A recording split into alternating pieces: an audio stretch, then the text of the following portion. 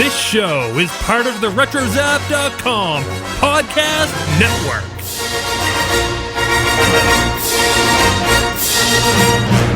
Previously on Starships, Sabers, and Scoundrels.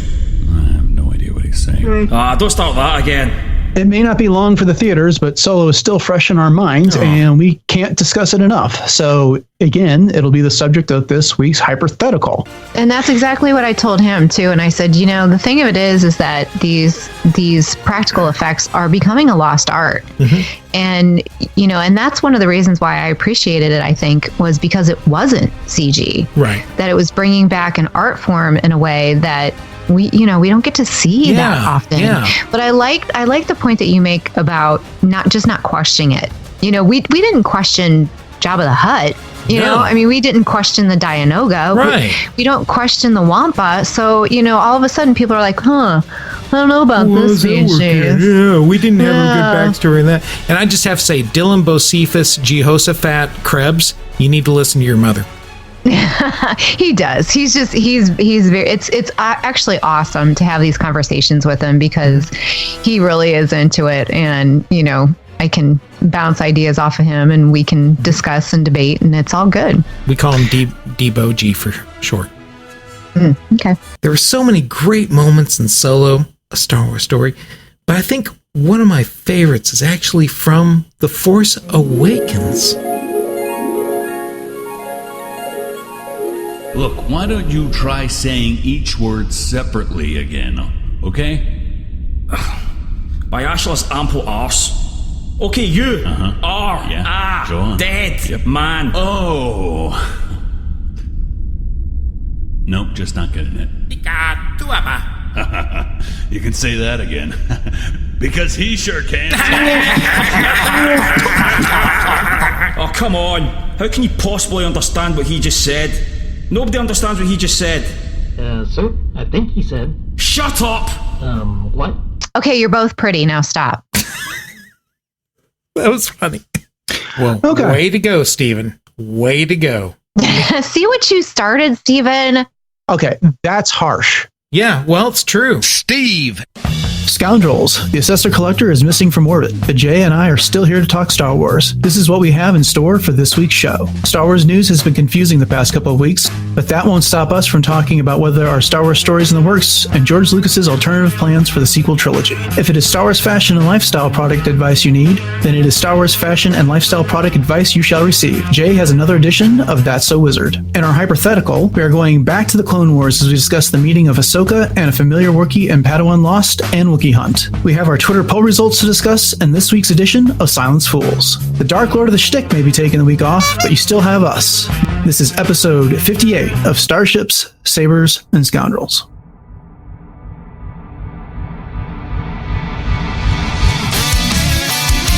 It's not a long time ago. It's not in a galaxy far, far away.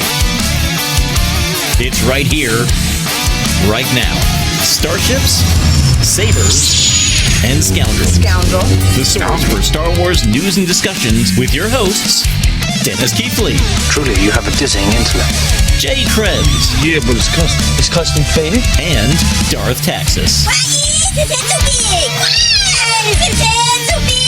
Get ready for fast-flying, saber-swinging, hot space opinions from your hosts, analysis, and other stuff, fun stuff.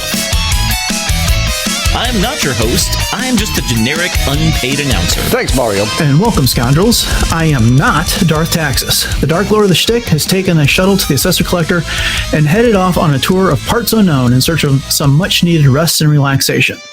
Therefore, for this episode, you are left with myself, Dennis, the Phantom Menace Keithley, and my fabulous co-host, Jay the Hutt Jayer Krebs. How you doing this evening, Jay? Ooh, fabulous. I like that. Hey, thank you. I am doing fabulous this evening, as a matter of fact, or whatever time of day you all are listening to this. Really excited, but, you know, Taxus is probably in Nar Shaddaa. That was one of his favorite vacation spots. But yeah, just getting over this variant cover for the new Thrawn book that was released a couple of days ago that's going to be coming out for San Diego Comic-Con. Did you get a chance to catch that? I did. It's really taken the internet by storm. Star Wars fans definitely has. So, to me, the intriguing thing about that cover was the photorealistic artwork of Hayden Christensen as Anakin on the Clone Wars Anakin costume.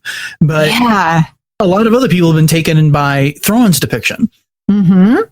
Well, of course, they're both good, but I mean, come on, you take a little bit of hair, make it fall down into the visage of normally very kept visage, and the whole fandom goes crazy. So it's the version of kind of like Hot Callus, Hot Thrawn. Yes, exactly. So Twitter was very fun over the last few days. Definitely, it's probably the most fun I've had on Twitter, Star Wars Twitter, in a while. It's been lighthearted and just a lot of fun. So that was cool. It was good to see everyone kind of have fun with that. So I've been reading the novel or the comic adaptation of the first Thrawn novel, and been doing my reviews on that on RetroZap. So I feel like I'm getting geared up for this because that comes out around July 20th, 22nd, somewhere around there. Yeah, somewhere in there, I believe. But of course, the Comic-Con people are going to get that version a little bit sooner. So hoping maybe I can find somebody to hook me up with that version because I'd love to have it. Yeah. Well, before we get to the news, and we have plenty to discuss there, I just wanted to bring up that That's the Wizard strikes again in the Keithley household here. One of the gifts I got for Father's Day was the Lando Calrissian wine stopper. That's so great. Yeah. Well, we didn't really have a need for a full set of dinnerware. But that was just one of the things that my wife and kids picked up for me, and it's been fun. I have a very modest, very, very modest, and I hesitate to even call it a collection, but just some wine. And I do enjoy having a bottle now and then. So it's been fun to use that stopper over the past week or two. So, well, I am so glad that you are able to get something from That's a Wizard. That's so awesome. And you'll have to post some pictures too. I mean, I got to see the bottle stopper itself, but show it in action, so to speak. That'd be awesome. I will do that. Yeah, next time I crack open a bottle. All right. Well, let's head on over to the news.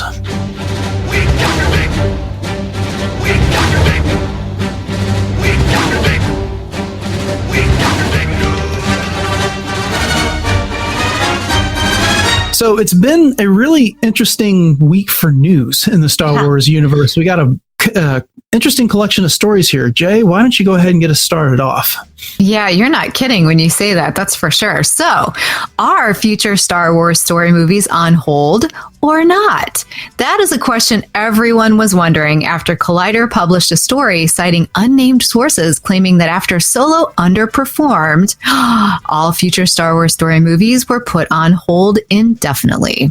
However, the following day, Clayton Sandell from ABC News had a story that stated the following, quote, Lucasfilm sources on Thursday characterized as inaccurate a report that future Star Wars movies falling outside of the regular trilogy storyline, meaning episodes 1 through 9, have been put on hold in the wake of the box office underperformance of Solo, A Star Wars Story. Instead, Lucasfilm told ABC News there are still multiple Star Wars films currently in development that have not been officially announced. Those projects are moving forward separate from an already announced Star Wars trilogy being overseen by The Last Jedi director Rian Johnson and another series of movies from Game of Thrones producers David Benioff and D.B. Weiss, unquote. So, yeah. Talking about things that took the internet by storm. There was first that report from Collider saying that all these other Star Wars stories have been put on hold.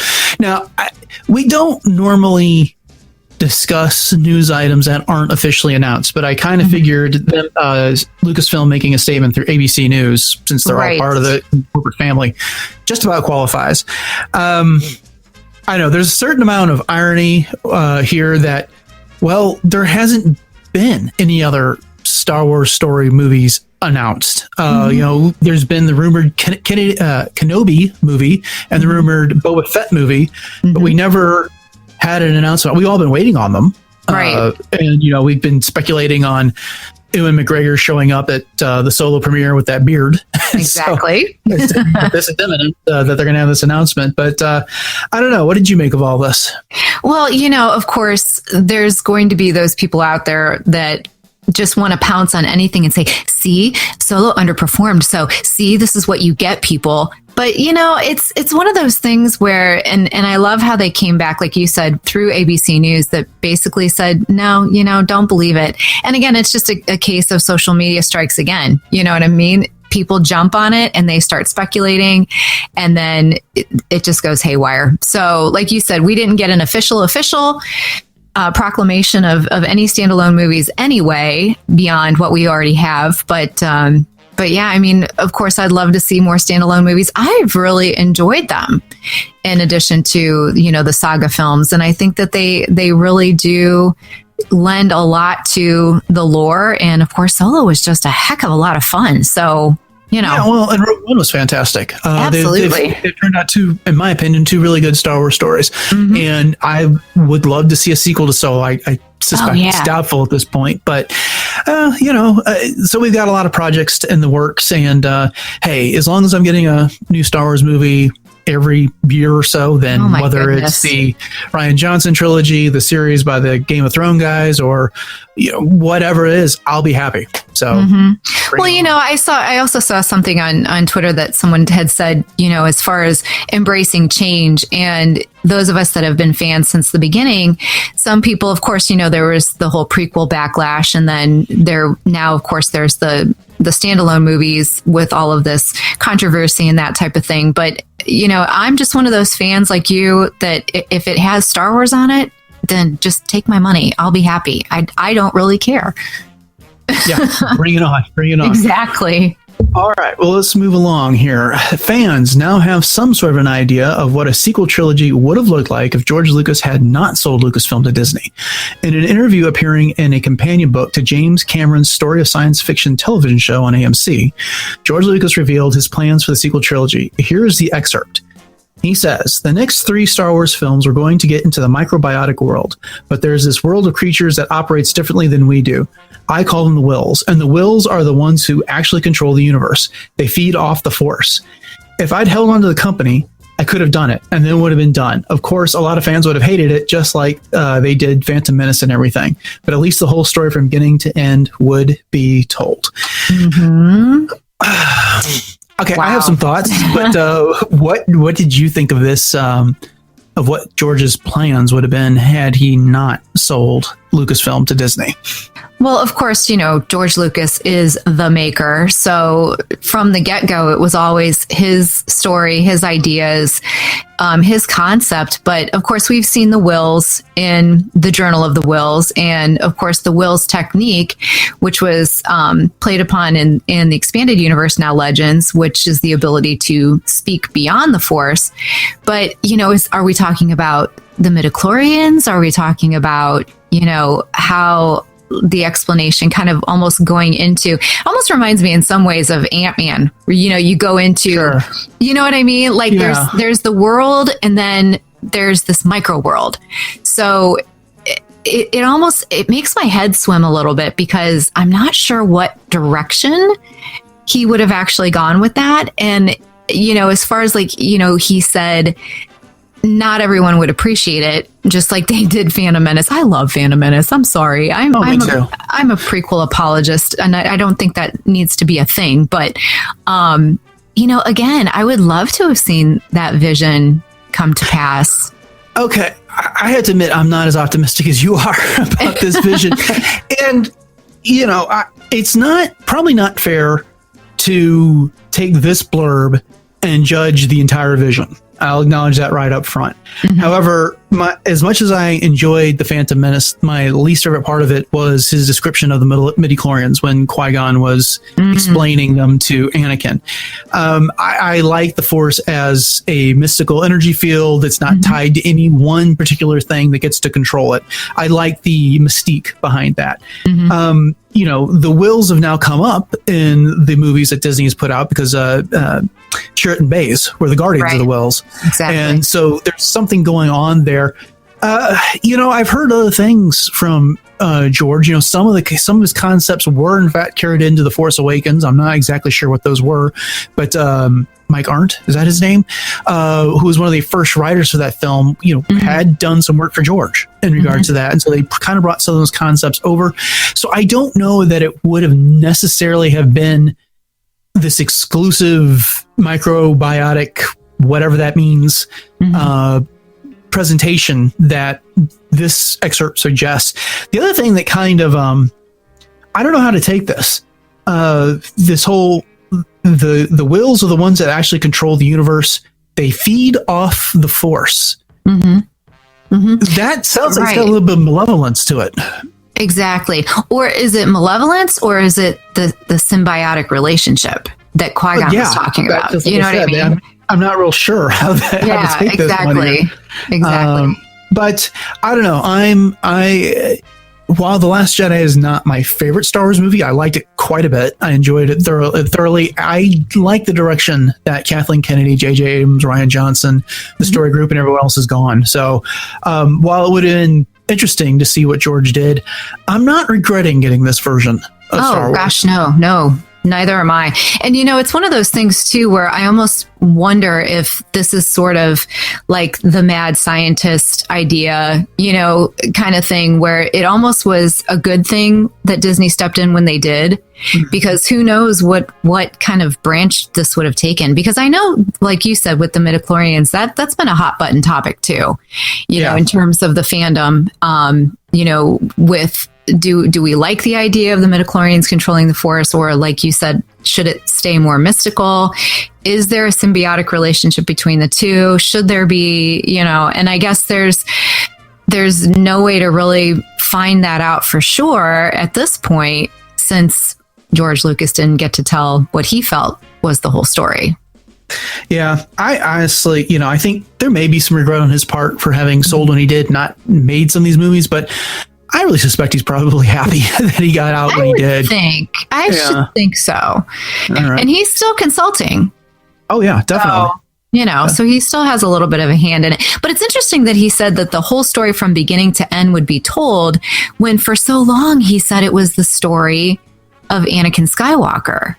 You know what I mean? I know. And there are so many different versions over what the story was, or what George's plans were. Originally it was going to be a 12-part series. It was going to be a 9-part series. He wrote the whole thing out. He did not. He had a treatment. He didn't. He wrote this big thing, and then he decided to start in the middle with Star Wars. And his original vision was that one movie was going to encompass everything that we saw in those original 6 films, but that was too much for one film. So there's so many different versions of the stories out there. There's a lot of different sources that say a lot of different things. Sure. And I think at some point, human memory is frail. And while I think perhaps somewhere along the line, he's had these ideas, and then later he's had other ideas, and exactly when and where he had them, I don't know. I don't want to question his memory, but I just know from my own experience that sometimes when you have the genesis of an idea, when exactly that came about and how you ended up at your finished project, it's hard to keep all that straight. Yeah. So I can't help but wonder if these were ideas that he's had along the way, and he's talking about other versions of things, and we'll see. All right. We got some other things to get to. So what else is going on? Well, how much are you willing to pay for an authentic prop from Return of the Jedi, Dennis? I'll have to crack on my piggy bank and let you know.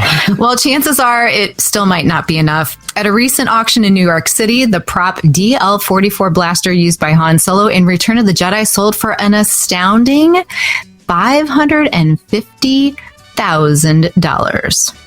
That's a lot of Republic credits right there.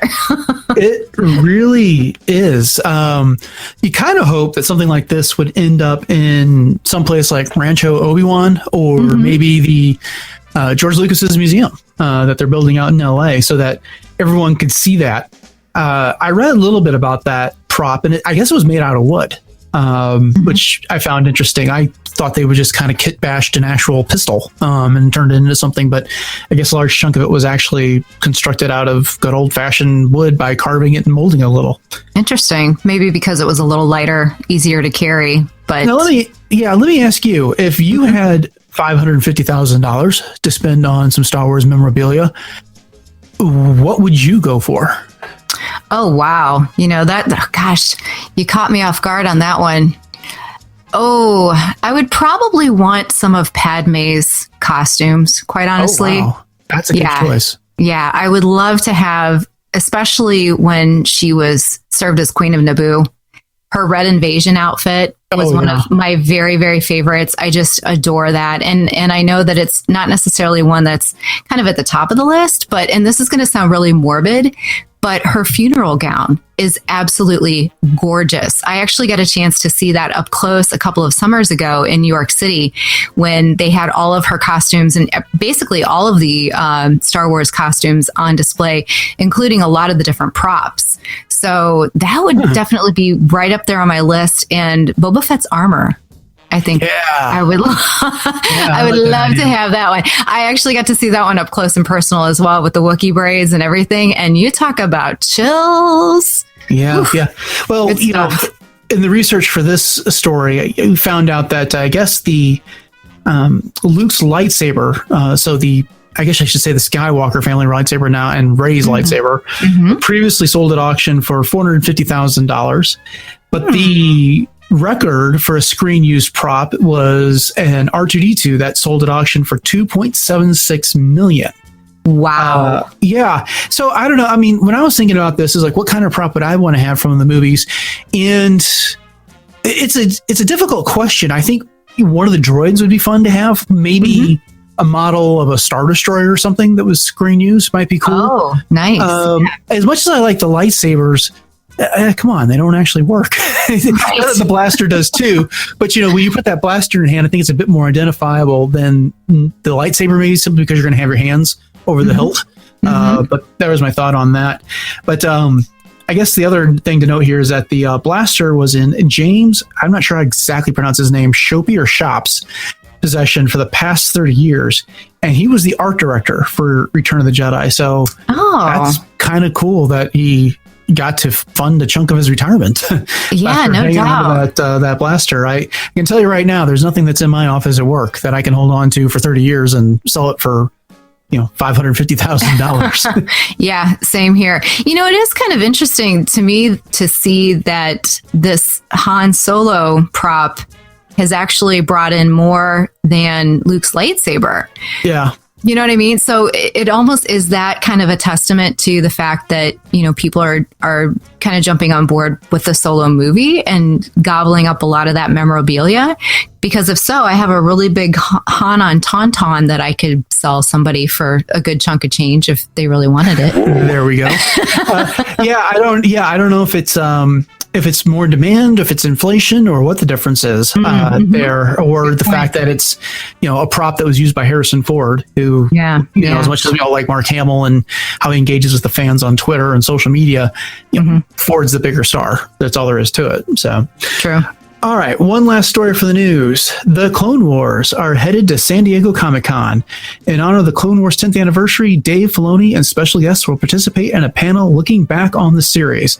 This panel is currently scheduled for July 19th at 11:45 a.m. I'd tell you what the room number is, but I didn't write it down, and unless you're going, I suspect it's meaningless to you. So...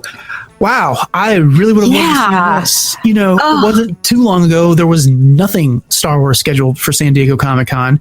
Right. And then as you brought up, there's the Thrawn Alliances variant cover, and now this panel. And come on, special guests. I think we all have an idea of who that's going to be. Oh, yeah.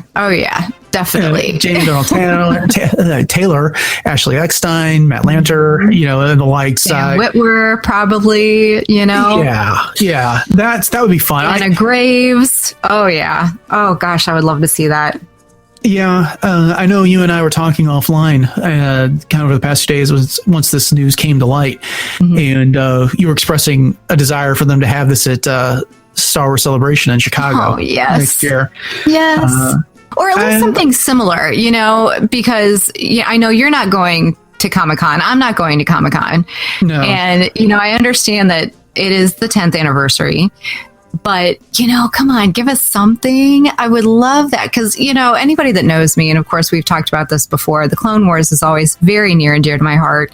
When it was canceled, I went through the whole grief process. I wept. I got angry.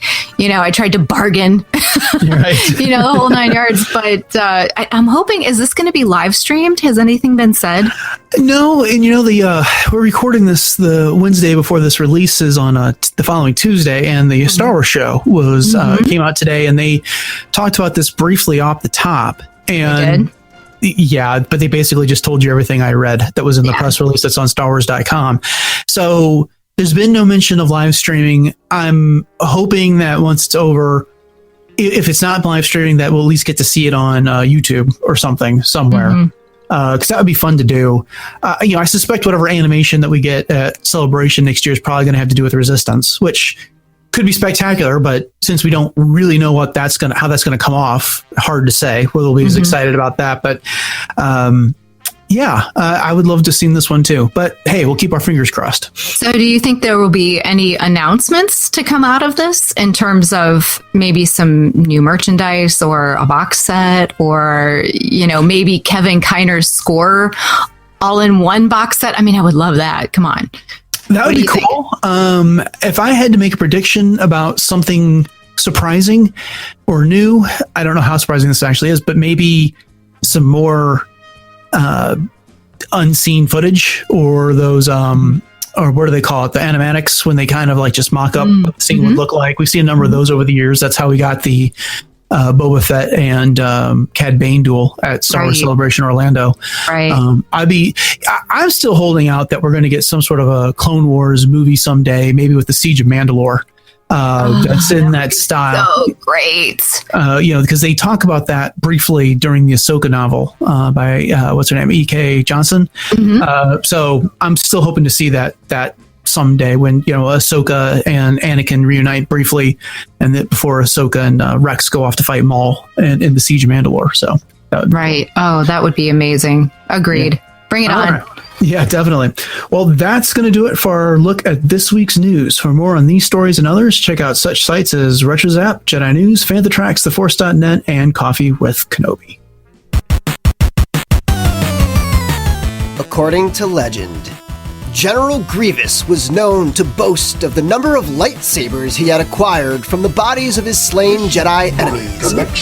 Grievous was the first in a long tradition of collectors of rare items.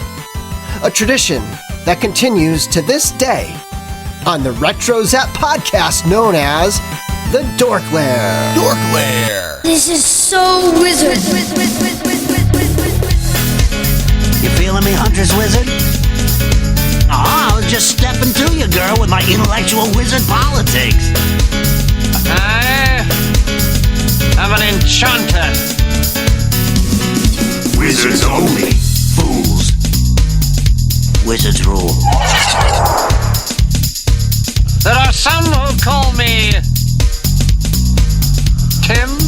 Greetings, Tim the Enchanter. Nope, wizards only. Wizards only, fools. Happy summer, Scoundrels. Welcome back to That's So Wizard, a monthly rundown of Star Wars fashion and product news from all corners of the galaxy. I've scoured the hyperspace lanes from Corellia to Scarif and everywhere in between. So whether you're in the Outer Rim, the Western Reaches, or possibly in the core worlds, there's something for everyone. So sit back, grab your wallets, and get your add to cart fingers ready to go. As always, the links to these products will be in our show notes. So if there's anything that tickles your fancy, it's just a click away.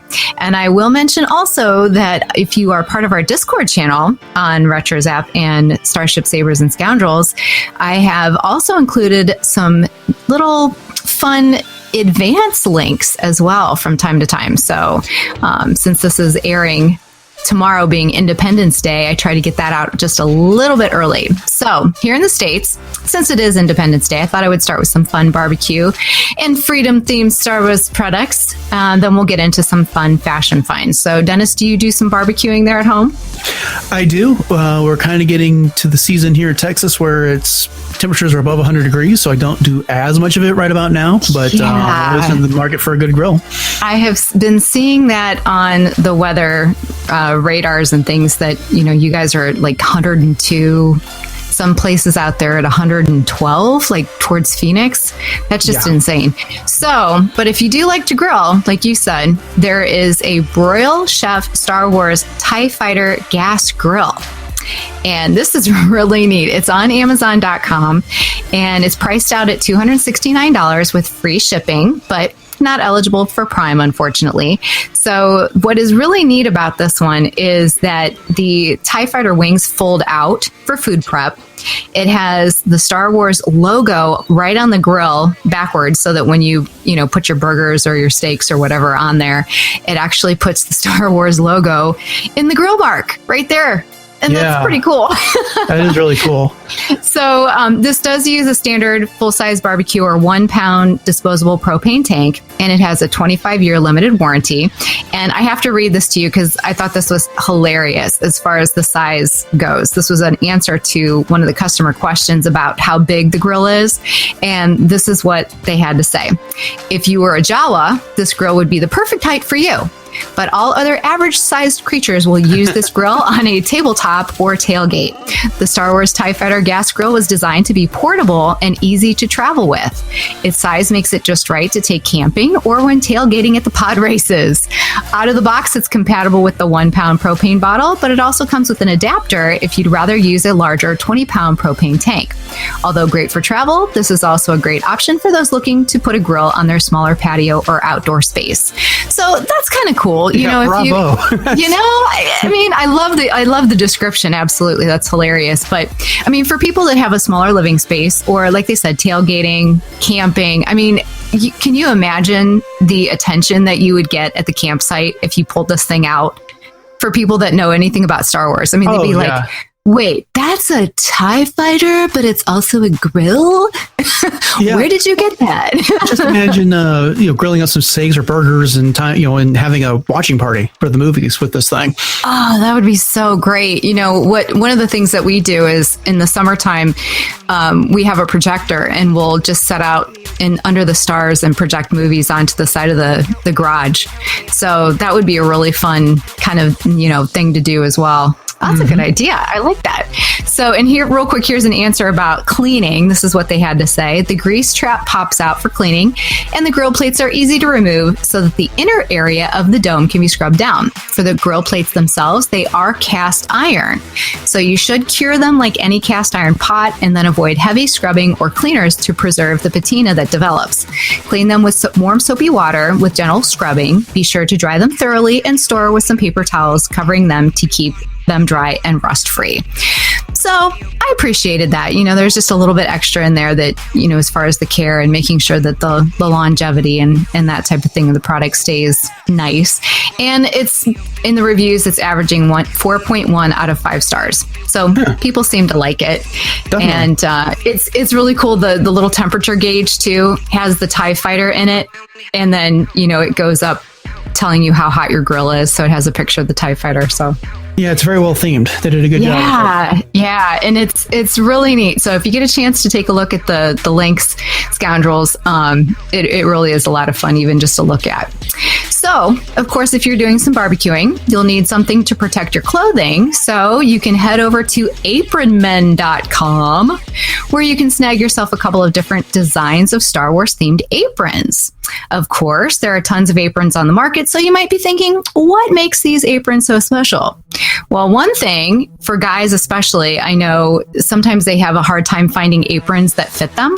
So the company boasts a size right guarantee, which assures a fit for most body types and tallness. And you have a money back guarantee if not fully satisfied. So they are designed to fit anyone 4'1" to 7'1", so 4 foot tall to 7 feet tall, basically. That's so just about everyone, yeah. Pretty much. And anywhere from a 15-inch waist, that's tiny, to a 60-inch waist. So there you go. So it's fully adjustable. They are twill weave, which is a very strong weave, and they're 65% polyester, 35% cotton, so they're not going to shrink.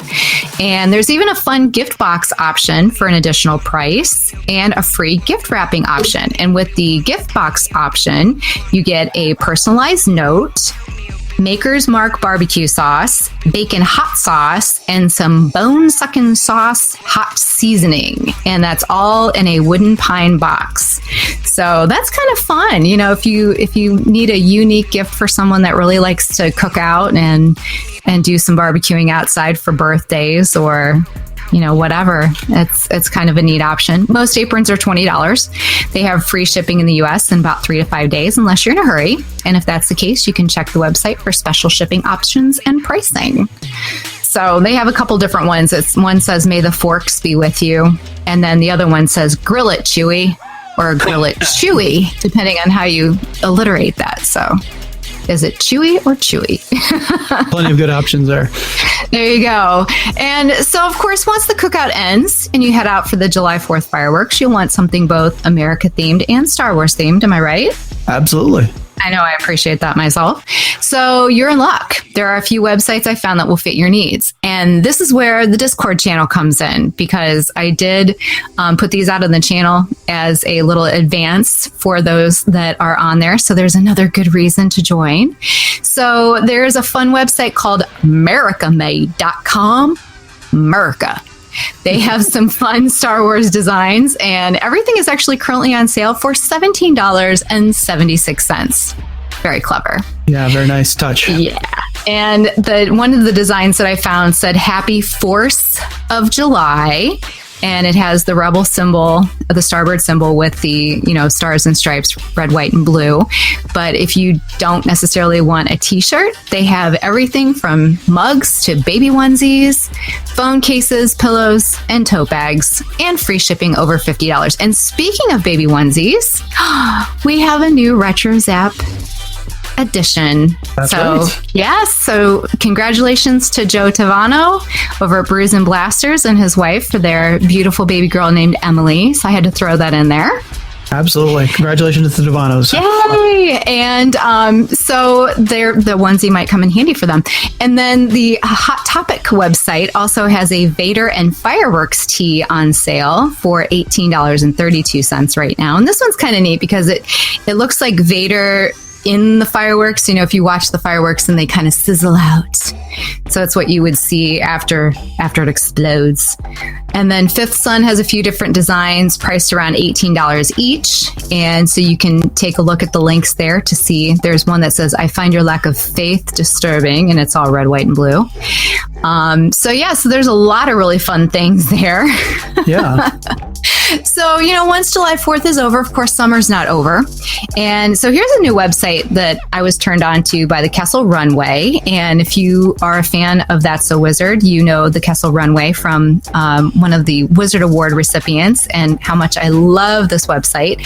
But fun.com is the new website that I was able to get into, and they have oodles of Star Wars themed products. And so a couple I picked out were some inflatables, floaties, and pool toys. So they have a BB-8 and a Millennium Falcon inflatable floaty for the pool, and these are big. They're like 60 inches long, 60 to 61 inches long, and about 43 to 46 inches wide. So a grown man could definitely float away on one of these two floaties. Definitely. Yeah. And they look like so much fun. Yeah, the Falcon there that's in the one picture, that guy is comfortably on top of that thing. He's got plenty of room. Absolutely. And the way he's laying on it in the picture, he's on his stomach and he could definitely put both arms out over the mandibles and just have like the perfect, little floaty nap there. Definitely so. Yeah, that would be fun to have for the pool. That's it would. And both of those are $39.99, and they come with a repair patch, which is extremely important because you never know when you're going to have to do repairs on the Falcon, right? It always needs repairs. And then they also have a light up Death Star beach ball, which is inflatable. It's 14 inches in diameter and it lights up when it's impacted. So, you hit it over the volleyball net and it lights up. And that's only $6.99. I thought that was really good price. Yeah, so there's a fun addition there. Yeah, it is. And, for $7, I mean, really, who cares if it gets destroyed, right? Yeah. Because, you take stuff to the beach and sometimes it never comes back. So, but while you're at the beach, you might need some swimwear. And of course, you've heard me talk about some of the Mustard brand swimsuits and that, but EMP Online has a Scarif theme swim apparel line, which includes surf shorts for both guys and gals and a bikini as well. So the surf shorts feature the Scarif sky with the Death Star, kind of looming in the background. And then you have the palm trees and you even have your little ATST right there on the beach. And it's actually kind of subtle. It is. At first glance, you're just looking at the silhouette of the beach with the palm trees and maybe the sun setting behind it. And but you have to do it. I did a double take, and that's when I noticed the ATST there on the side. And the Death Star is not. It's that low in the atmosphere version of the Death Star where you can. Right. It's kind of faded in the sky. That's pretty sharp. Custom faded. Yeah, that's right. Yeah, the ATST blends into the palm trees. So you're right. You do. You have to really look closely at it. So and again, I appreciate those little subtle types of things like they're Star Wars, but unless you're really like into Star Wars, you don't necessarily notice it, which is kind of cool. So those prices are listed in pounds on the website because it is a European company, but they range from 29 to 39 pounds, which is about $38 to $52 right now, US dollars, plus international shipping, which will run you around $20 US dollars. They are a verified shop. They take a variety of payments, including PayPal. And if you really like EMP, they even have their own shopping app. So, if you like a lot of stuff, because they have tons of things. So they have all kinds of licensed apparel from games to television shows, comics, movies, you name it. It's kind of like Hot Topic in a lot of ways. So you can find a ton of stuff there. So there's some other fun fashion and lifestyle product updates that I have as well. And trust me, Scoundrels, there is so much coming out right now that I could have taken an entire hour just to talk about all of this. But I tried to pare it down to, some of the highlights and save some for next time as well. But Pozu is at it again. The newest shoe designs have been revealed, and there are 2 unisex high tops available. So those of you that have been listening to That's So Wizard, you know that Pozu is one of our favorite shoe companies. And time and again, they always wow and amaze us with their sustainable products. And I own 2 pair of Pozu myself, but the newest ones that they have right now are the Kylo Ren unisex high top and the R2-D2 unisex high top. Have you had a chance to check either one of these out, Dennis? Yeah, the Kylo Ren's actually fairly sharp. Yeah, it is. And it's subtle. It's black and white, and of course, it has Kylo Ren's helmet silhouette kind of on it. But again, it's one of those things where unless you really look at it, you might not realize what you're looking at. The R2-D2 one is definitely more recognizable, I feel like, don't you? Yeah, it definitely is. The R2-D2 has got the it's kind of got his profile across the side, whereas the Kylo Ren version, it's the mask design and you've got the laces and things going across it, so that may not be quite as recognizable while you're out and about. Good point. So both styles right now are available for pre-order. They will ship at the end of August. They both cost 69 pounds, which is right now converting to about $90.74 US dollars. And the sizes do run small, so it's advised to order a size up, and there is a size chart on the website. And some of the materials that they use feature natural rubber, a coconut husk fiber, and organic cotton. So, way to go, Pozu. And there is actually a video of the making of the Millennium Falcon shoe on their website as well, which is kind of cool. So, if you've ever wondered what goes into making some of their shoes, that's a fun one to check out. All right. I would be doing our fans an injustice if I didn't find anything Solo a Star Wars story related, because, we've been talking about that a lot. So I found a few fun pieces of jewelry for everyday fun and cosplay. So Olove has a line of Kira-inspired jewelry on the Fashion Express shop website. And these are actually very inexpensive. I was surprised at how, I don't want to use the word cheap because, that's not a nice word necessarily when you're talking about jewelry. This is cheap jewelry. Inexpensive. But it's inexpensive, but yet it looks really nice. They have the Kira necklace that she wears when she's on Dryden's ship with the black dress. So it's half the Crimson Dawn symbol. Yes, exactly. And it has a bar across it where if you're wearing a V-neck, it kind of connects the V together. And so that's a great one, because I actually thought maybe that would be the outfit that I might try to cosplay at Celebration of Kira's.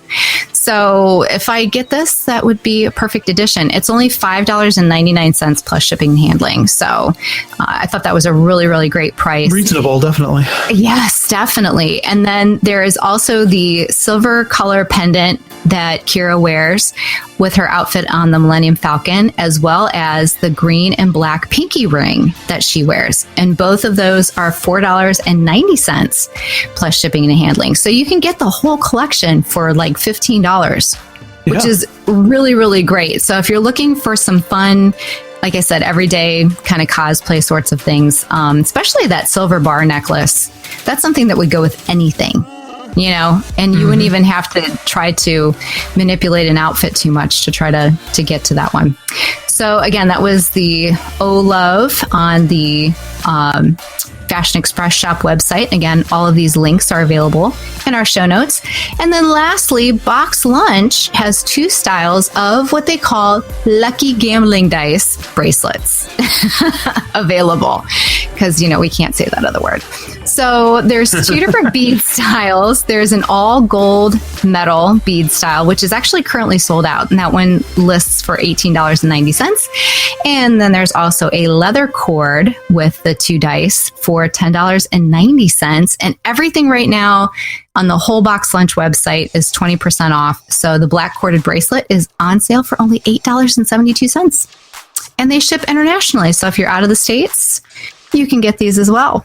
So I thought that was really, really neat. I might have to pick that one up, because I've been wanting something. I've been wanting some dice. I thought, maybe I'll put them from the rearview mirror, but this is something I can actually wear. And I have seen the dice as dangling earrings as well. So there's an idea. Yeah, I might have to pick those up. So last but certainly not least is this month's Wizard Award. This award is simply an honorific I choose to bestow to a shop, product, or person whom I feel deserves some extra attention.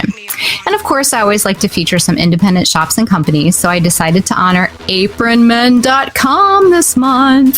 So we were just talking about them with all the different apron styles that they have. And these are 2 guys from Washington State, and they have families and quote-unquote real jobs, but they decided to start this company. And so you can just read more about them in their About Us section of the website.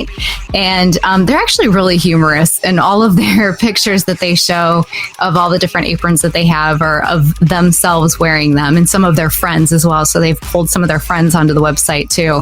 But again, I just think it's really neat that here's these 2 guys that, just decided, hey, we want some aprons for guys that we can sell. So let's do this.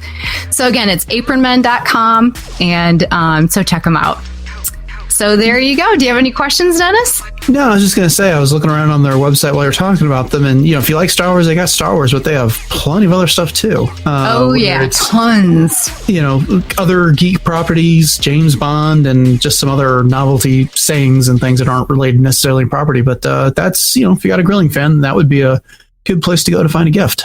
Mm-hmm. Absolutely. And don't forget about that gift box option too. So that's right. There you go. And that'll do it for That's So Wizard. Thanks again, everybody.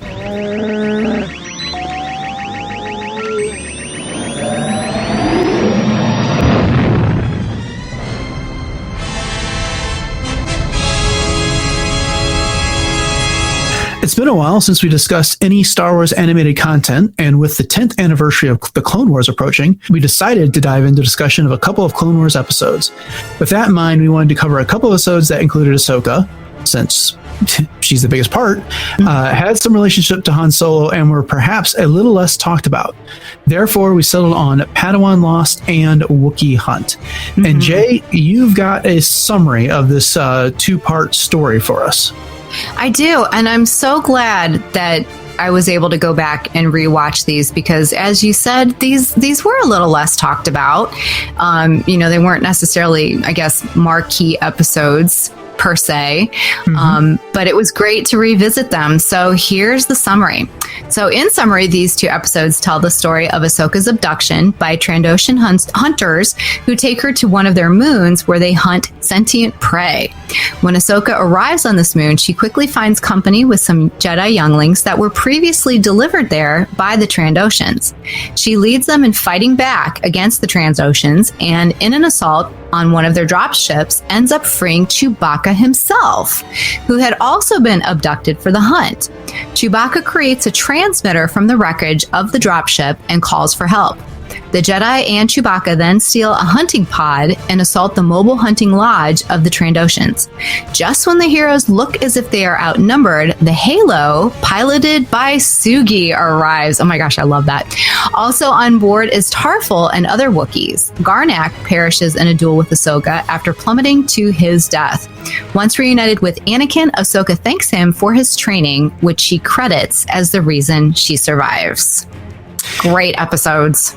It really is. I thoroughly enjoyed these two. I had last seen them probably a couple months ago when I just turned on Netflix and started playing Clone Wars episodes, and I was wondering about doing things. And so I caught bits and pieces about them, and they were episodes that I remembered, but it's not the episodes that immediately came to mind when I was thinking about the Clone Wars. These days, I think, especially with what happened in Rebels, everyone tends to focus on Mortis. They focus on the Mandalorian story arcs and some of the stuff that came at the end of the run in that 6th season. So this was the last 2 episodes of season 3, and they just kind of got a little bit lost in the mix, but they're outstanding episodes. They really are. And, the ironic thing about this, too, was I had just seen on Instagram that I believe it was, I want to say it was Fantatrax, had just posted something about Trandoshans. And the screenshot was actually from this episode from Padawan Lost. So I thought, oh, wow, that's ironic that here we are getting ready to talk about this. And I guess maybe it's the whole, red car syndrome. You start seeing one thing and then you notice a bunch of other things just like it. But I also appreciated the fact that, and I forgot that Sugi was in here. I did too. And yeah, so just, of course, bringing all of that from the Aftermath trilogy with knowing what Sugi ends up doing later on is really kind of cool. Yeah, it was cool. Because, quite honestly, when I read Aftermath, I forgot that Sugi was that Zabrak that was in the Clone Wars. And I knew that there was one there. There's so many characters in the Clone Wars. It's hard to remember all of them all. And, quite honestly, didn't even remember Saw Gerrera until he came up in Rogue One. But I liked that this episode. Let's just go to the beginning for a bit. It starts on Felucia, where Anakin and Plo Koon and Ahsoka are leading this offensive against the Separatists there. And, Ahsoka's kind of leading one group of commandos and Rex is around. So you kind of get the full, the main characters. Obi-Wan's not around, but you got Anakin and you got Ahsoka, which are the big 2 from this series for the most part. And Ahsoka's leading one group of clones, and then she kind of gets separated from them, and that's when this Trandoshan springs his trap. So I can't remember exactly what the little fortune cookie thing said at the beginning of the episode, but it made reference to the Dangerous Game. And, if you're not familiar with the Most Dangerous Game, that short story, it's about, trapping humans and bringing them to an island and hunting them down there. And that's essentially what we've got going on here. What did you think about the Trandoshans as they were portrayed in these 2 episodes?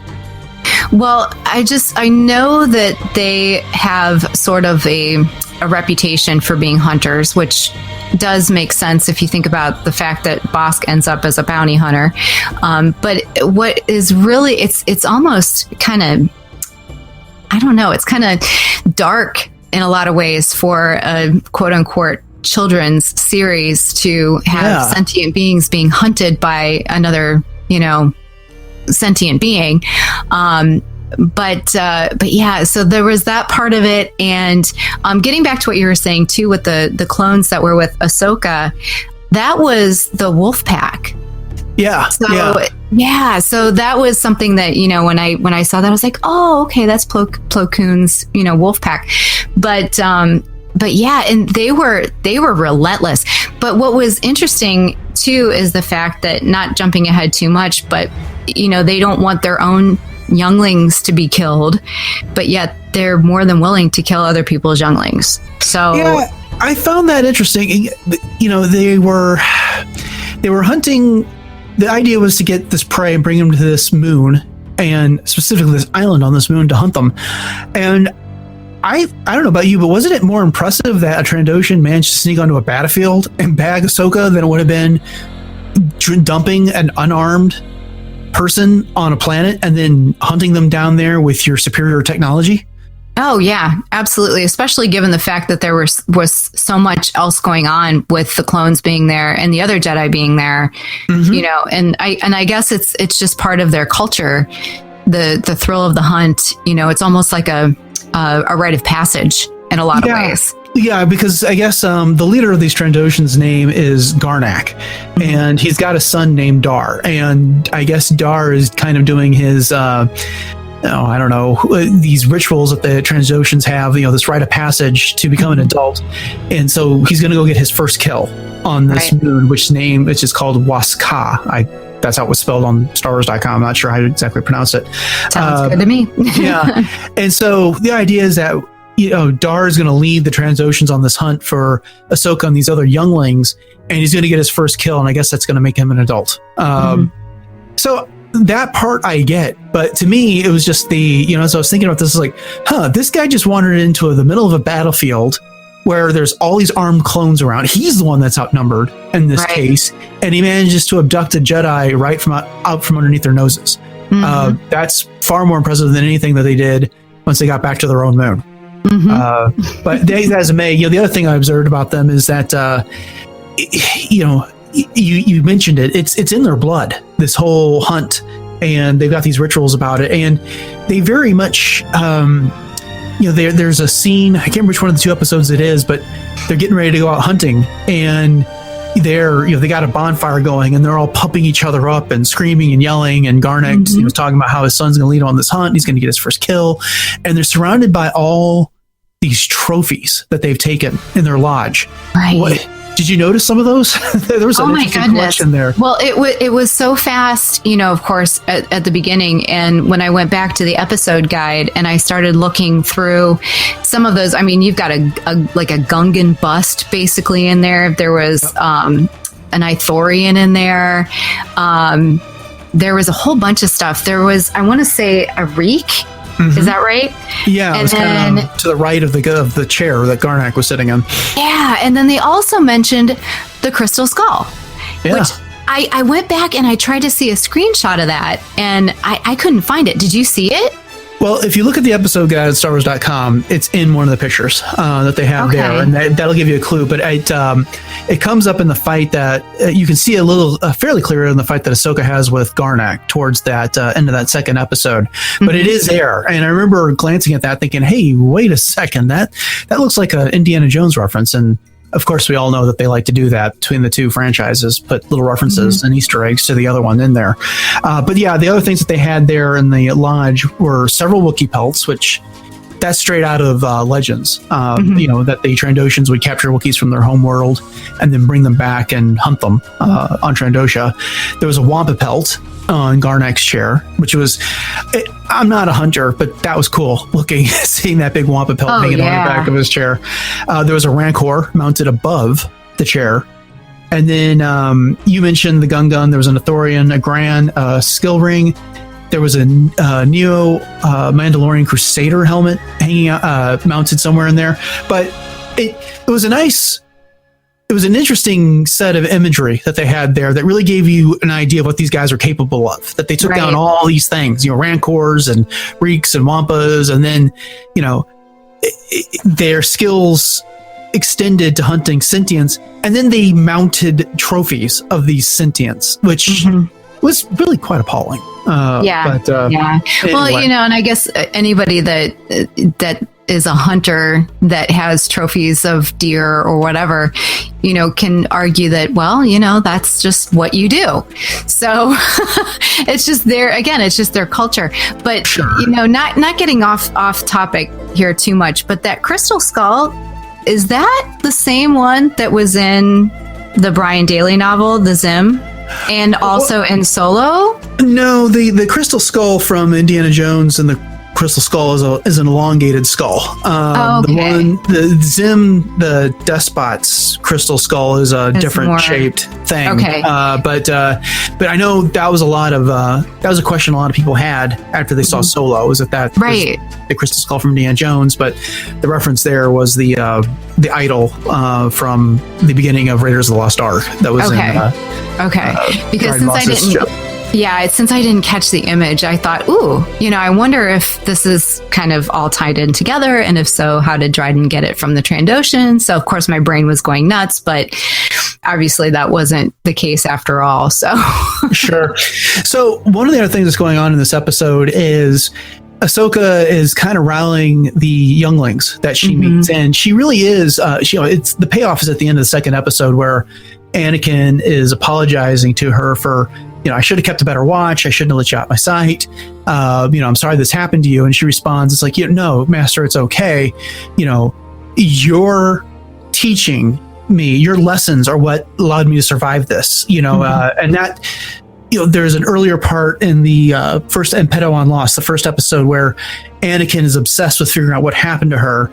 And Plo Koon is, cautioning him. It's like, look, you're becoming unfocused. You're getting obsessed about this. And, you taught her well. She'll survive if she's learned those lessons. And that's what she says. She's like, I fell back on what you taught me, and it allowed me to survive this mission, which was a nice theme.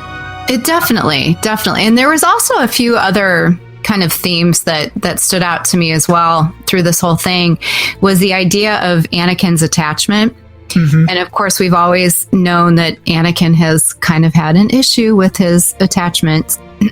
Multiple attachments. Yeah. And it was interesting. Did you catch the look that Yoda gave to him and Ahsoka as they were walking away? Yes. Yeah, that was pretty cool. Because if you remember the Clone Wars movie, when Ahsoka shows up for the first time and Obi-Wan is playing coy, like, oh, I requested a new Padawan now that you're a Jedi Knight. And then Ahsoka shows up and says something to the effect of, I'm at your service, Master Kenobi, but I've been assigned to Master Skywalker. And that was this whole thing that, we come to learn that Yoda had set up. That was kind of to, teach Anakin some lessons about attachment going on. And, he's got that smirk on his face. That's, he's rather smug that, see, this is paying off. This is good for them. They're a good pair. But I've always, and again, not to get off on another tangent, but I've always thought it was interesting that, how does Yoda expect someone to sever an attachment if they're never supposed to have it in the first place? So I always felt like that was a little bit of a contradiction. Like he wanted Anakin to kind of attach himself to Ahsoka as her master, but yet able to sever that later on. It was almost like he's almost setting him up. So, but that's another conversation for another time. And then the other thing that really stood out to me with this whole thing is, of course, the idea of hope, where Khalifa and the other Jedi younglings had pretty much lost all hope of getting out of there, of finding help. They felt like they were left behind. And, and here's Ahsoka basically rallying the troops and saying, no, we've got to fight back. This is what we're going to do. And this is how we're going to do it. And we're going to get out of here. So it was just good to see her, taking on that role. And as they said, she's fearless, which is both a blessing and a curse. Did the other younglings, so it was Khalifa, which was a human girl from Corellia, Jinx, which was the Twi'lek boy, and Omer, who was the Syrian. So think Ki-Adi-Mundi, young version of Ki-Adi-Mundi there. Right. But, did they say how long these kids had been on that moon eluding the Trandoshans? Well, they didn't say specifically. He just said for more rotations than we could count. Right. Okay. So I knew it had been a while. It was for a while. Yeah. Yeah. And like you said, they'd kind of given up hope. And then they had the strategy where they had their little home base, and what was that, a cave or a tree or something? It was more like a tree, because they walked across the branch, and then Right. the convoy were kind of almost like the gatekeepers to that. Yeah, we'll get to them in just a sec. Oh, yeah. But so they would hide there at night, and then during the day they would basically keep moving, because that's when the Trandoshans were hunting them, was during the daytime. Right. So as soon as the sun came up, they started to move, because that was like the Trandoshans' call to action was the sunrise.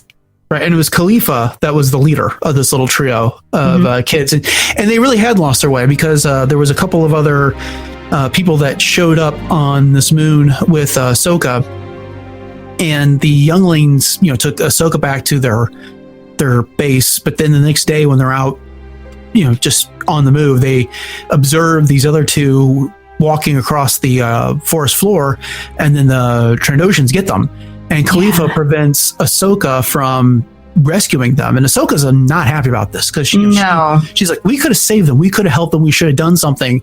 And I can't remember exactly what Khalifa's remark is, but it's something along the lines of like, we're not here to be saviors, we're here to be survivors at this point. And they have completely lost their way, and it's not until Ahsoka really takes it to one of the hunters that Khalifa comes around. But so that was kind of the other lesson there, is that as you alluded to earlier, she's whipped them into shape. Her point being that we are Jedi, and we can only hold out here for so long. If we're dead anyway, we might as well go out fighting. Right. Well, then let's get to Chewbacca. Is it just me, or does he get captured a lot? Because I was thinking about this. He's if we're thinking chronologically, he's been captured by the Trandoshans and brought to their hunting compound here. Then when we see him in Solo, which is some 10 years later, he's been captured by the Empire, and that's where he meets Han. And then after Return of the Jedi, he gets captured again, and we see Han free him in one of the second Aftermath book. So I don't know, it's just an observation that Chewbacca seems to find himself being captured quite a bit. This is true. I guess when you're 190 years old, the odds are not necessarily in your favor. When the Empire takes over your planet, and the Trandoshans are regularly headed there to pick up Wookiees to hunt, I suppose that will happen. But exactly. For as heroic and friendly as we think of him, he does find himself in tight spots quite a bit. That's true. But what did you think about Chewbacca in these episodes? I guess it was really only the second one. Right. Well, one of the things that I thought of too was because he had helped with this whole escapade and the escape and everything like that.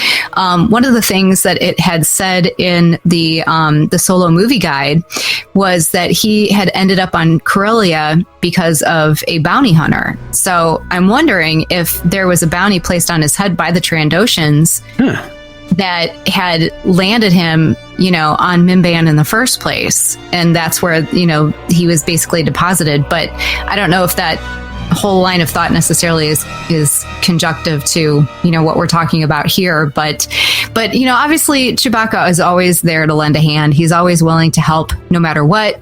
And, he had volunteered to make the transmitter, which obviously he's got some skills in, building things and doing things in that way.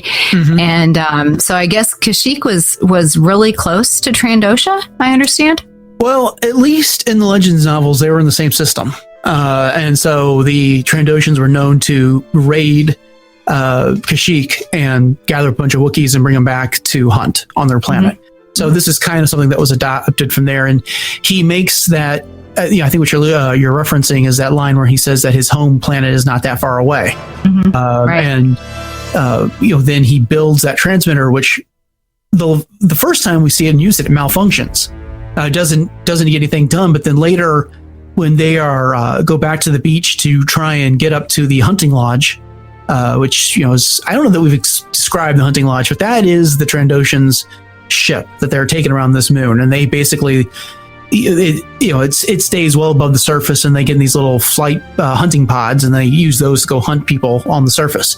But they get up as they're attacking the lodge or setting up that attack, the transmitter that they left behind actually makes contact with some other Wookiees.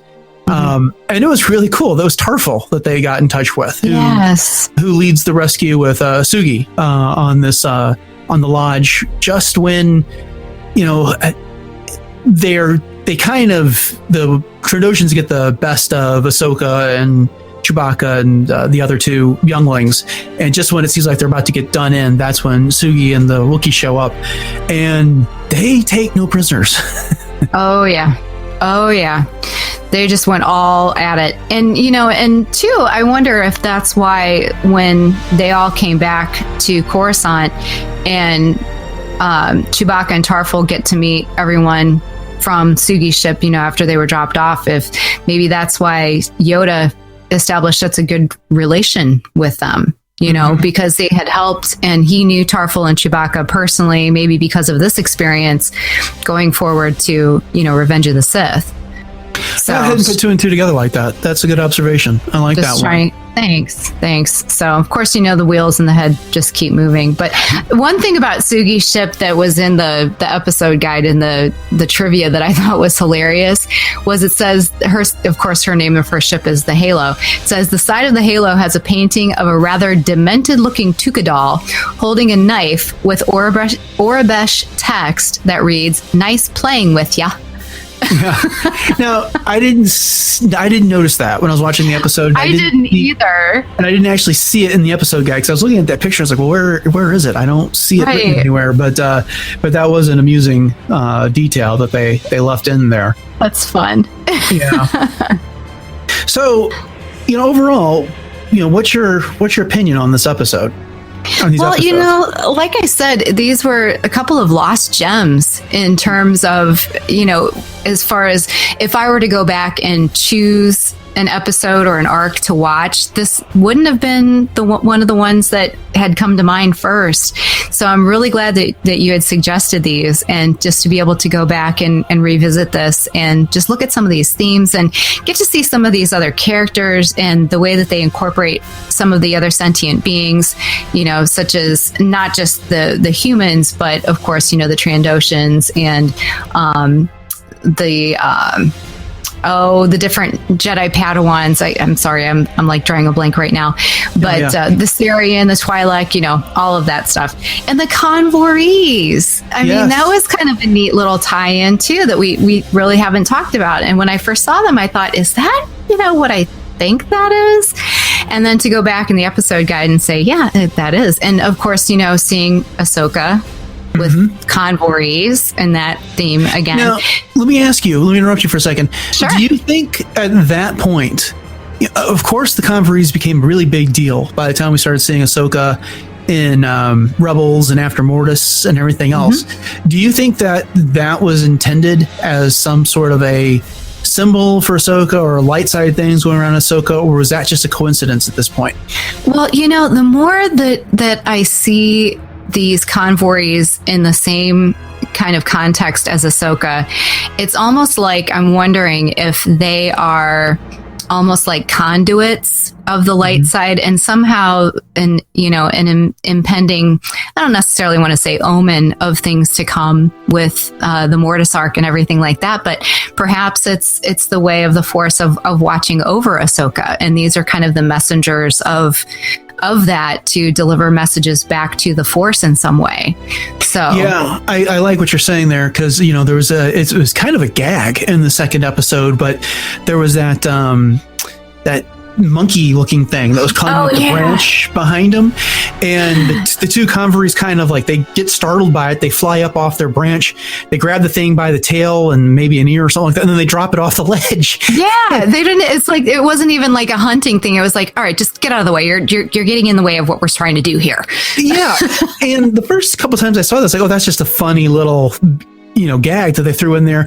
But then when I got to thinking about the Convorees, I was wondering, is that not a little symbolic? Like, those Convorees are looking out for Ahsoka and these younglings, and here comes this thing that's intruding on the territory. So I don't know. And that's why I asked. I was like, I'm not sure if at this point the Converies were meant as some sort of symbolic relationship with Ahsoka, or they developed into that after this. But it was good to see after everything all the things we've seen them in since then. So absolutely. Well, I agree with you. These were fun 2 episodes to watch, and it's funny if you just kind of turn on Netflix and you go to pick a season at random and drop yourself in somewhere, you can find some episodes that are really quite fascinating, especially now that we have all these additional movies that are out there, and the reset of the novels and the expanded universe. There's a lot to take away from this one. Well, any other final thoughts on this? Not really. I do, again, just like the whole idea of seeing Anakin's relationship with Ahsoka and his frustration, and you get to see that. I don't want to necessarily say dark side, but just that whole idea of how attached he can get, and how, to the core, his relationships go with him. And, of course, eventually that becomes his downfall, which, is hindsight looking back. But it's just kind of interesting to see how that all unfolds. I agree. All right. Well, Scoundrels, that's going to do it for our discussion of Padawan Lost and Wookiee Hunt. And if you enjoyed the discussion and you'd like to hear us talk more about the Clone Wars, let us know. Drop us an email at sqpod@retrozap.com. Banded together across the television dial are the 4 greatest superhero podcasts on the internet. Green Justice and Arrow Podcast, Scarlet Velocity, a Flash Podcast, Agents of S.H.I.E.L.D., Case Files, and Terrigen Dreams and Inhumans Podcast. Join Super Friends Jovial J and Jedi Schwa weekly as they provide commentary and discussion on your favorite heroes. Only on RetroZap.com. It's time for... Oh, yeah. Guess he isn't here. Yeah. Try that again. Oh, okay. It's time for... Silence, fools. Just doesn't have the same ring to it. That's okay. All right. Well, let's head on over to our Twitter poll results. Last time, our Twitter poll went a little something like this. It's time for summer vacation. Where in the Star Wars galaxy are you packing your bags for this summer? So this is another interesting result, and not really a surprise to anyone involved. But so, Jay, you had nominated Naboo.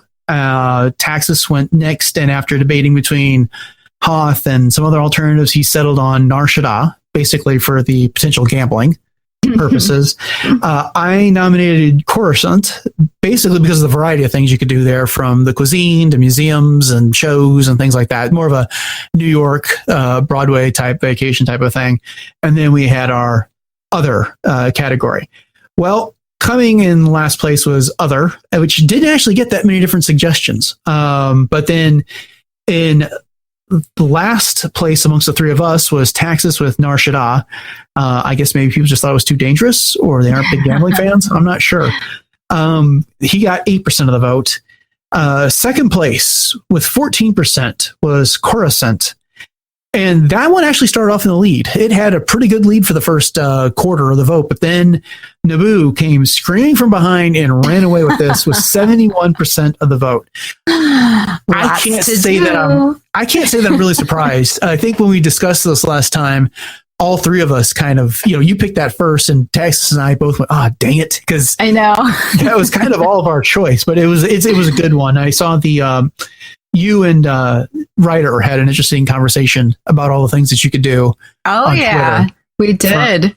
What were some of the things you all came up with? Oh, going to the lake country, taking a tour down to Oto Gunga as a scuba trip. We said, he said the palace, Theed Palace tour. And I said I wanted to go to the Theed shipyards because I wanted to buy my little model Nubian J yacht, skiff kind of thing. J-type Nubian. And we said there's got to be some, good vineyards there on Naboo somewhere too. But, Yeah. Well, something. It was an excellent suggestion. So I like that one. Like I said, lots to do on Naboo. But, I did say that, Alderaan would have been a lot of fun, too, of course, before. Yeah, and along those lines, in our other category, My Pod suggested Scarif. Under the reasoning, it's just so pretty and tropical until they blow it up, of course. So, and then you and James Volpe, the Sky Geek, were having a conversation on Discord where you all suggested Kashyyyk or Endor as possibilities. And I like the comment that James made, which is that, well, at least on Kashyyyk, the Wookiees aren't going to try to eat you. So, True that. Okay, well, let's get to this week's poll. So we just had an episode of Clone Wars where Ahsoka got abducted by Trandoshans. And in that vein, here we go. It's after the Battle of Yavin. And you have been captured by Trandoshans and taken to their hunting grounds to be hunted for sport. Someone else is on their transport ship that will be your ally in the hunt. Who do you hope it is? So the key here is that this is battle after the Battle of Yavin. So we're talking the original trilogy timeline. So someone like Qui-Gon is not going to be around to help you out. Right. With that in mind, who are you thinking, Jay? Oh goodness, there's so many. Well, don't you get to go first since you were a little down in the poll? Yeah, but I wrote the question, so I'm deferring to you. Okay, game time decision here. Let's see. Who would I want to be my ally after the Battle of Yavin? I am going to choose. I'm actually going to choose Boba Fett.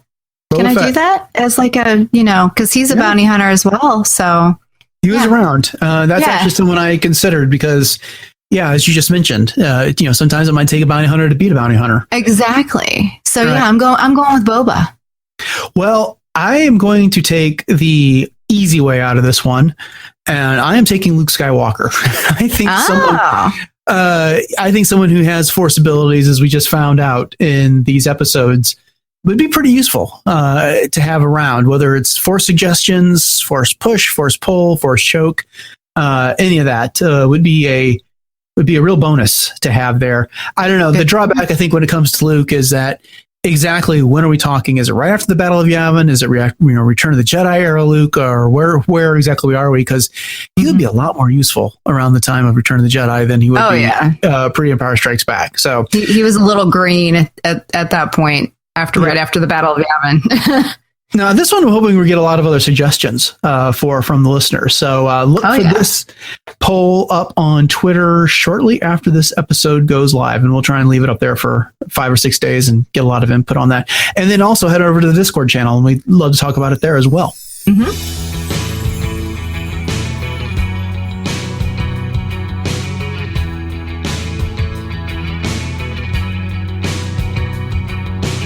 Well, we have about reached the end of another episode. So, Jay, what do you have coming up for our Scoundrels to look forward to? Well, I actually have a few different things coming up here. I'm going to be appearing on another episode of Coffee with Kenobi with Dan Zier, and our topic of discussion is going to be Kira. He's been doing some deep character dives here lately and focusing on some of the different characters from Solo, so you can catch that one. And I do have a few Core Worlds Couture fashion review blogs coming up in the next few weeks as well. So you can look for those over on coffeewithkenobi.com as well. All right. Summer provides you with plenty of opportunities to be productive, eh? Finally. All right. Well, as usual, I have some recent Star Wars comic reviews on RetroZap. Some of my recent reviews include Darth Vader number 17, which is a can't miss, and Thrawn number 4. Finally, you can also find my Star Wars blogs on Coffee with Kenobi. And I cannot wait to start getting into these comics again. With summer, I'm really hoping for a lot of things, but I don't know if I'm going to get to all of them. We'll see. All right. So since Taxus isn't here, I get to talk about what he is going to be doing. And of course, you can find Taxus on the Geek Supreme over on the Assembly of Geeks podcast network, where each week he will put Scott Murray, Jeff McGee, and Regina Davis through a round the horn style show, at the end of which he crowns that week's Geek Supreme. You got to check that one out because that one's a lot of fun. Yeah, man, they're also off this week because of his vacation. So anyway, all right. Well, Scoundrels, thank you for listening and for your support. If you've enjoyed the show, this has been Starships, Sabers, and Scoundrels, and we would love a 5-star review wherever you listen to your podcasts, especially iTunes, which is also known as Apple Podcasts. On the other hand, if you didn't like this, we ask that you not hand us over to the Trandoshans for a round of the most dangerous game. Yes, please. Yeah. With that in mind, we do appreciate it anytime you share our show posts on Twitter and Facebook. Please let others know you are listening by sharing the show with a tweet or a post. And a special thanks to everyone that has taken the time to share our show with their social media friends. And speaking of social media, Starship, Sabers, and Scoundrels can be followed on Twitter and Instagram at SCubedPod and liked on Facebook, where we are facebook.com/SCubedPod. If you want to follow Darth Taxus on Twitter, he is at Darth Taxus. Dennis is at DJKVER2, and I am at Joyce Krebs. Don't forget about our page on the RetroZap Discord server. We'll be there talking about Solo and Star Wars frequently. You can find links to that in our show notes and on our social media. You can reach us by email at scubedpod@retrozap.com. We would love to hear your thoughts on Padawan Lost or Wookiee Hunt, but if you really have anything else that is on your mind, Star Wars related or not, then let us know. Emails, really good tweets, and iTunes reviews end up in Silence Fools. Again, our email address is scubedpod@retrozap.com. And we are honored to be part of the RetroZap.com podcast network. Did you know that RetroZap is home to 20 podcasts? Please check out RetroZap for other great shows, including the Superhero Suite featuring Jay and Josh, other Star Wars shows such as Skywalking Through Neverland, Beltway Banthas, Kananis Castle, and Brews and Blasters. We also have collecting shows like The Dork Lair and other great shows like the Animaniacast, the Ardcast, the Deucecast, and Techno Retro Dads. You can also find Scoundrels t-shirts on TeePublic. Just go to tpublic.com/user/SQPod or just search for Starship, Sabers, and Scoundrels on the website. And then thanks to Aaron Lay for our show logos, and to James Volpe, the Sky Geek, for our The Good, the Bad, and the Ugly show logo. And thanks to Mario and the Scoundrels players for lending us their voice talents. And here is our disclaimer. Starship, Sabers, and Scoundrels is not endorsed, affiliated with, or sponsored by Lucasfilm Limited and or Disney. This show is intended for entertainment and informational purposes only. All characters, music, and sounds are the intellectual property of their respective copyright holders. All else is the intellectual property of Starship, Sabers, and Scoundrels unless otherwise indicated. Okay, any final thoughts? Scoundrels, Dennis and Jay have me locked up, and only you can find me. Just use your special nose decoder rings and look on the backs of specially marked boxes of Scoundrels O's, the only morning breakfast cereal that tastes like real chocolate-flavored chicken. Wait, Taxus? Where did you come from? I don't know. Never mind. But wait, I have more to say. Well, that's going to do it for episode 58 of Starship, Sabers, and Scoundrels. As always, thanks for listening and joining us this week. Until next time, may the Force be with you. I wish I knew how to quit you.